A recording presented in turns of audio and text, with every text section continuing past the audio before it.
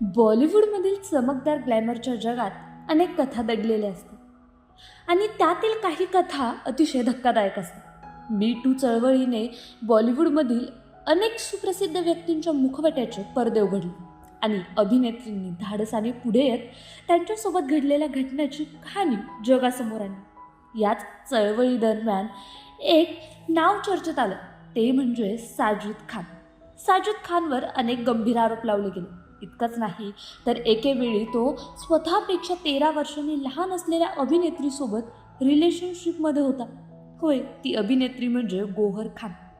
कधी काळी साजिद खान आणि गौहर खान या जोडीला बॉलिवूडमध्ये हॉट कपल मानलं जायचं.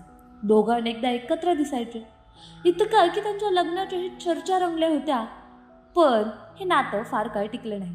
एका जुन्या मुलाखतीत साजिद खानने स्वतः कबूल केलं होतं की मी आणि गौहर 1 वर्ष एकत्र होतो.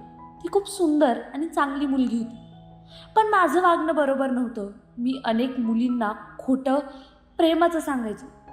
तू माझ्याशी लग्न करशील का असं बोलून फसवायचं. खरं सांगायचं तर माझं पात्रच सैल होतं.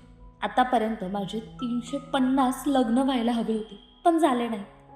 मला खात्री आहे की ज्या मुलींसोबत मी फसवेगिरी केली त्या मुलींना माझी आठवण येत असेलच.